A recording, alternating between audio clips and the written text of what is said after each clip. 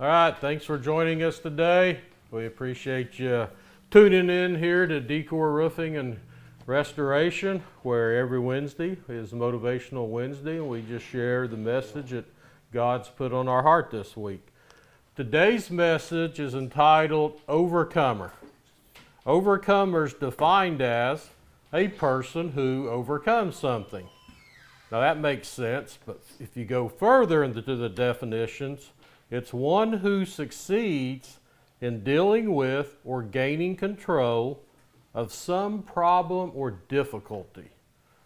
That's a little more in depth. An overcomer is someone who deals with or gains control of whatever your problem or whatever your difficulty may be. To do that, you have to be tough-minded. You have to have a positive attitude. You have to have a degree of mental toughness, not only about you, yourself, but others around you. So your mindset cannot be overestimated.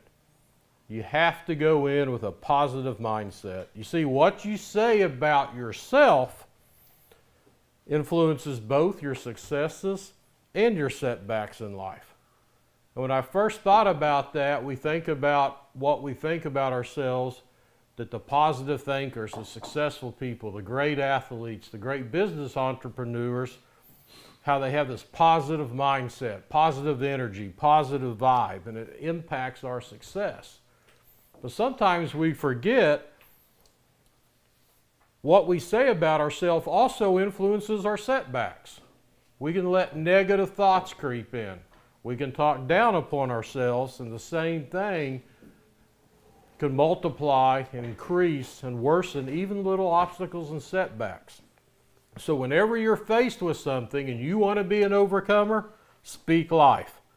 Now what does that mean? Speaking life means it's knowing things are going to be okay in spite of your circumstances. No matter what your circumstances are, the chaos in the world, whether it's economy, war, conflict, politics, cancel culture, things in the news, things in your personal household, within your four walls, whatever your circumstances are, in spite of those, by speaking life, you know that through God's grace, everything's going to be okay. You see, we need to learn as Christians to control our circumstances, not to let our circumstances control us. When you speak life, you ignore your circumstances, you ignore your feelings, and you say, God's got this. If you could remember 3 words from this message, God's got this. Every time you face a challenge, every time you face a stress, every time something seems against you, and you're like, I'm an overcomer. God's got this. So if you ever talk to yourself, I can tell you this. Some of the greatest, most intellectual, in-depth conversations in the history of mankind occurred right here in my head. The world just doesn't know about it, but the greatest intellectual, thought-provoking, stimulating thoughts were in my mind. I have really good conversations with myself. I've never lost an argument with myself. However, there are those rare occasions and periods of doubt where darkness and gloom set in, uncertainty. And you'll say, well, man, how often's that been? Well, about 10 minutes ago. About 10 minutes ago when I was finalizing my prayer, it was like, are you really going to do this? What makes you qualified to get up and talk? Who wants to listen to you anyway? Who wants to hear from somebody in Bixby, Oklahoma talking about being an overcomer? You've got better things to do. Other people can do this. Take a break. You're not up to this. You're not meant for this. And what do? You got to stop and go in prayer. God's got this. I'm an overcomer. If I've been called to a purpose, we've all been called to a purpose, we can do this. So what do you need to speak life over right now, today? First, you have to name it before you can overcome it. So many times we're scared and afraid to name our problems and issues. We need to name our anxiety. It's just not anxiety. What am I anxious about? It's not just fear. What is scaring me? What's my Goliath? It's not just, am I in a valley in life? Am I worried about heading towards depression? Is there an addiction? Is there a financial stress? What is it? Name it. Name it and take it before God. He wants you to bring those things to you. If they're important to you, they're important to Him. Proverbs chapter 18, verse 21 says, "The tongue has the power of life and death, and those who love it will eat its fruit." The tongue. Do you know the most powerful muscle in the human body is your tongue? It's more powerful than any other muscle in your body. If you don't believe me, play a Trivial Pursuit game, because I won one by getting that question right one time. The tongue is the most powerful muscle in your entire body. And it has the power of life and death. So you have to be very careful with it. As Christians, we are overcomers. Through Jesus Christ alone, we overcame sin and death through God's grace. Not by our works, but because of the work that Jesus Christ did on the cross, we have overcome sin and death because He went before us and did it for us and gave us that same Spirit. He left the grave behind, so do we. But you can't earn it. It's an invitation.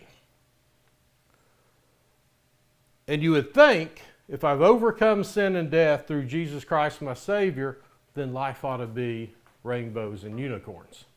It ought to be pretty smooth sailing after that. But it's actually quite the opposite, because that's where the real battle begins.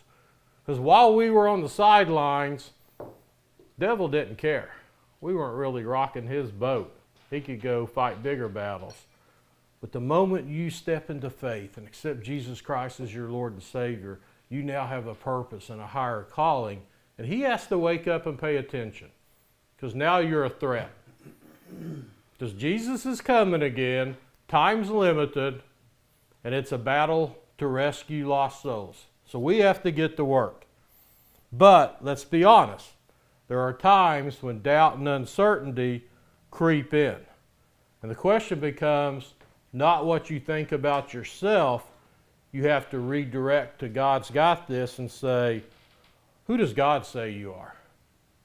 Lauren Daigle is probably the most popular Christian artist right now, and she released a song called "You Say" back in late 2018. And in 2019 and 2020, it was the #1 song in all Christian charts.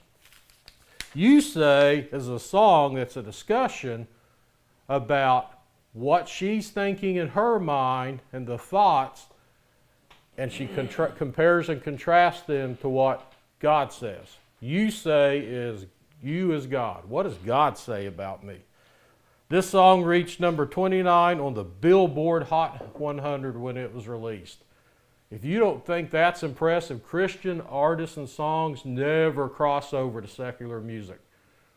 You know, the only other one I can really think of was "I Can Only Imagine" by Mercy Me. This song went all the way to 29 on the secular charts.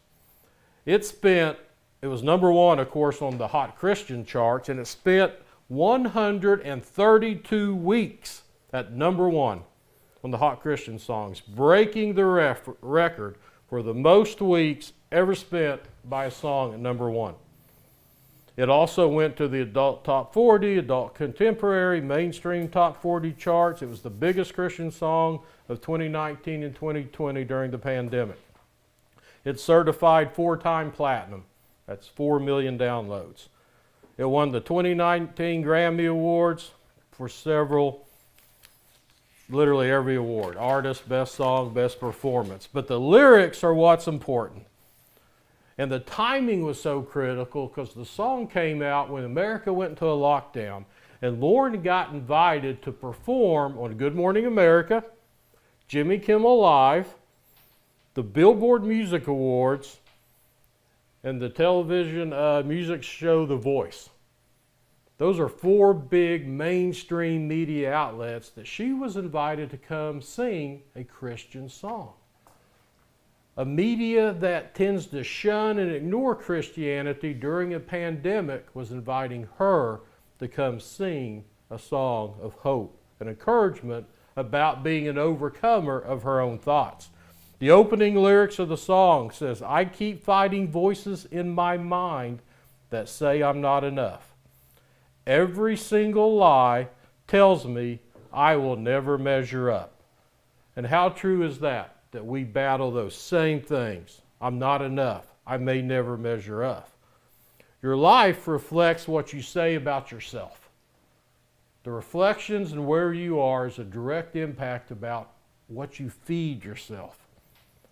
And we have to ask ourselves, what does God say about me? In the chorus it says, you say, she's talking about God, you say I am loved when I can't feel a thing. You say I am strong when I think I am weak. You say I am held when I'm falling short, and when I don't belong, you say I am yours. What an amazing thing to know that God says you're loved, you're strong, you're held, and you belong to Him. You are His. You are an overcomer. And doubt and uncertainty will try to creep in, and that's okay. Even at Life Church, we're going through a series right now called Doubting God, that doubt does not disqualify your faith. Questioning and asking the tough questions is an avenue to grow and lead to greater faith, because we're inquisitive creatures. And sometimes we have doubt, but that doesn't mean we take a step back. It means we push through to a stronger relationship. In Mark chapter 9, there was a man who had a son that said he had an impure spirit. And this young boy had extreme convulsions and seizures and epileptic events where he foamed at the mouth. And anytime he walked by fire, it would throw him into the fire, and they'd have to pull him out, and he would thrash on the ground and try to hurt himself. And this boy had been this way since birth. And the fathers knew that Jesus and the disciples were coming through town and were nearby. And the father takes them to the group.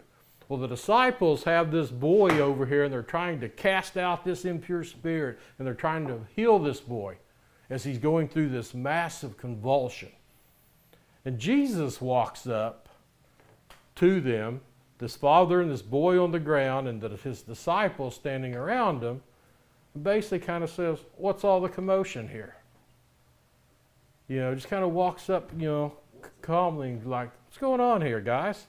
And the father says, my son has these convulsions and is ill, and I brought him here to be healed, and the disciples are working on him. And the man looks at Jesus and says, can you help us? Can you help? And I love the response in verses 23 and 24. If you can, said Jesus. And I can just imagine Jesus, the guy says, hey, Jesus, can you help here? And I can just see Jesus going, if I can? It's like asking Larry Bird if he can make a game-winning free throw. What? Are you serious? I got this. I mean, you can see Jesus just looked at the guy. But he said, everything is possible for one who believes. Immediately, the boy's father exclaimed, I do believe. Help me overcome my belief. And what an incredible statement of honesty. I've been there, and you've probably been there. I do believe. Help me overcome my unbelief. And I've always felt guilty that if I go to God in prayer and I say, God, I really need help with this problem, or I'm praying for somebody or for a blessing or a miracle, and I believe in all my heart it's going to happen. And then you're always like, search my heart. If there's a shred of doubt, a little bit of seed that says, man, maybe this is just too much. Help me overcome my own unbelief. And I always thought, how guilty did I used to feel when I went to God to ask for something and then ask Him to give me the strength to believe in it. It was kind of like, this twisting of the mind. But then I read this story and I realized even the father, he made the effort to bring his sick child to Jesus, to the foot of Jesus, because he knew in his heart that was the only way his son could be healed. And even when Jesus asked him, if I can, and the man said, I believe, Help me overcome my belief. He even understood there was still a shred of possible doubt, but he was going to give it to Jesus, and whatever else, whatever gap past his own human strength, he was even willing to ask Jesus, fill that gap, please, for me. Just help me get there. What honesty. And we have to be honest with ourselves. To become an overcomer, we have to believe. And it's okay to say, Jesus, strengthen that belief. That's really all he's saying. I believe and continue to strengthen my belief. Help me to become an overcomer of doubt, of uncertainty, and of tough questions. Because Jesus wants us to be passionate about life. And the Father had passion. And he healed the boy. And he did exactly what he said he would do. So don't just go through the motions.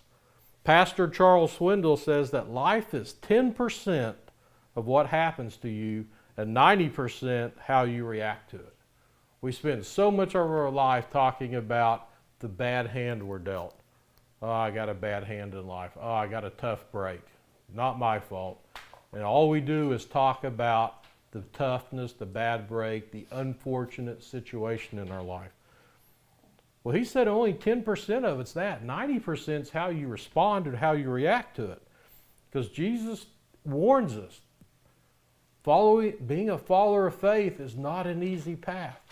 And he doesn't promise us easy times, but he does promise us he'll be with us every step of the way. And I'd rather be in a boat with Jesus in the middle of the storm than in a boat by myself on calm waters. Because you know if he's with us, there's an answer. We control very little of what happens to us, but we always control how we respond. You may not be able to control what somebody says to you today. You might not be able to control what happens to you today in the world, in your personal life, but you have full control of how you respond. And respond by taking it to Jesus and rely on walking with him. There's a movie that came out the same time the song You Say did, and that song's actually in the movie. The movie is called Overcomer, and it was a 2019 American Christian film. And go check it out. You can probably get it on Netflix or whatever, but Overcomer is produced by the Christian group that produces Redeeming Love, The Underdog, I Can Only Imagine. It's a long series of great films, very motivational. In the movie The Overcomer, there's a basketball coach in a town. And this is the year he's going to win the state championship. However, all the players and all the talent and all the kids come from this huge manufacturing plant that's now left town and moving to another city. And all the parents that work there and all the star players are moving. And this basketball coach has seen his talented roster move out of town to a different school district. In fact, the school's having cutbacks and they're cutting back on teachers and coaches. And the principal asked this basketball coach, I need you to also coach cross country. He's never coached cross country in his life. Cross country is a grueling sport. You run distances, you jump logs, you run through creeks, up hills, all through the woods, through fields. And it's a very punishing sport, and he has no knowledge of this, but he agrees. He has no other alternative. He needs to keep his job. So on the first day of practice, one person shows up on the team, a young girl with asthma, and she shows up to run cross country. Well, he finds out she's actually fairly gifted, talented runner, but she has no formal training. So she runs hard and she becomes asthmatic very fast. Well, she trains and she lives with her grandmother. She's been told her parents have been dead and she really has no guidance in life and she steals things and she's just really kind of living in a difficult situation. Well, through the movie, the coach, as he works with his church, goes to hospitals. He meets this blind man who's diabetic, who's dying from diabetes. And he finds out and he realizes through listening, this guy was a former state champion cross-country runner for the school. But when he got his college scholarship and he got away, he fell into drugs. He had a child. Because of the drug situation, he got involved with the mom. The mom passed away. He came back to town and he was going to die there. Well, eventually they put it together. This man is the young girl's father. And through a series of events, he brings the girl to see the father she didn't even think was had as he is on his deathbed. So the girl goes to run for a state championship, and the coach gives her an earbud and a little player and says, when the race starts, you click this and listen. She had become a Christian during the movie, had turned all the stolen goods back, and really started training, getting her asthma under control. She's now reconciled with her earthly father, and as she's running, when the race starts, she clicks it, and it's her father's voice. The coach and the guy, he had ran this same course. He knew what the state record was for this division. He knew the defending state champion was there to defend. He knew what her time was. He knew how she had to run that race. So as she clicks it at the start, he says, Hannah, I'm going to run this race with you. So listen to me. Start off, stay 10 or 12 spots back till the first marker. At the first mile marker, move up to about the 8th position. You should be at about so many minutes and so many seconds. And she's listening to her father coach her through this race. And they get to a hill, and he says, okay, here's a hill. Some people are going to step back and conserve, particularly the weaker runners. What I want you to do is you're strong. When you hit that hill, you push. And you pass 4 or 5 of them, they are going to try to keep up with you, and they will burn out their kick. And they won't be strong at the end. So she pushes up the hill and gains several spots. Then they get to a wooded area, and he says, this area is difficult, a lot of weaving. He goes, move up to the 2nd or 3rd spot and start drifting off the leader. You should be able to see the leader now. You should be at about this many minutes and seconds. And she's looking at her watch, and she's doing this race. And she gets to the home stretch. She goes, okay, you need to move into about 2nd spot and drift behind the leader. And then at the end, he's like, all right, baby girl, kick it. You got it. You're the strongest girl I know. You've got my genetic. You've got my blessing. Now it's a sprint. This girl, this leader does not even expect you to be there. And she's going to panic when you get up there side by side with her, and then you just kick and win it all on guts. And she wins the state championship and gets a college scholarship. And her father passes away. She's off to college. And at the end of the show, she's giving a speech to fellow cross-country runners about her success story in life, how she reconciled with her father, how the father coached her through this race. And at the very end, she clicks on this one last message that was saved for this one date.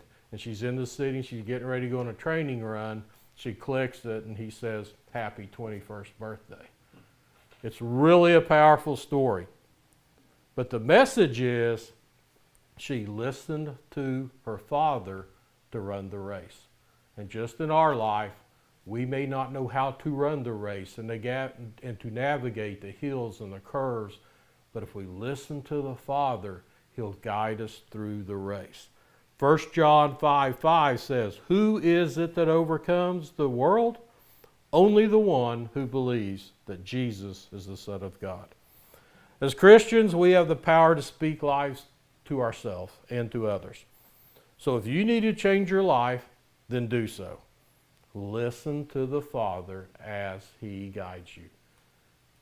Put the earbuds of God in your ears and hit play, and He will take you through the race of life.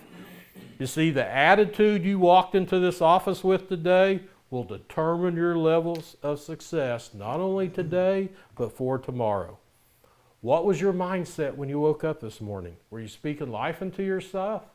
Were you positive? Was it like, man, today's Wednesday, we have to go to work early and go to Bible study? Or was it, oh gosh, today's Wednesday, I got to get up early and go to Bible study? I mean, which one is it? Are you speaking life, or are you already setting yourself up for today's 30 minutes longer? Whatever it is, speak life. Being an overcomer is acknowledging that our God and our faith are stronger than any problem or circumstance you're going to face in life. He is bigger than your problems. So maybe it's time we stop telling God about our problems and our storms, and maybe it's time we start telling our storms and problems about our God. We start saying, anxiety, let me tell you about my God. Fear, let me tell you about my God. Failure, doubt, uncertainty, let me tell you about my God. Let me tell you who's on my team. Let me tell you who my coach is. Ephesians 4:29 says, do not let any unwholesome talk come out of your mouth, but only what is helpful for building others up according to their needs, that it may benefit those who listen. What we say, speak life into ourselves, into our minds, and speak life to others. Encourage them along the way as well. Our strength is seen in the things we stand for. Our weaknesses are seen in the things we fall for. That's been put, if you don't stand for something, you'll fall for anything. Today, stand for Jesus, because you are an overcomer. Thank you. God bless. Next week, May 4th, we got a special guest speaker. My nephew Cole Corvin is going to take this. I'll be out of pocket next Wednesday, but tune right back in. I know he's been working on a great message for us, and we'll look forward to that one next Wednesday. Have a blessed week.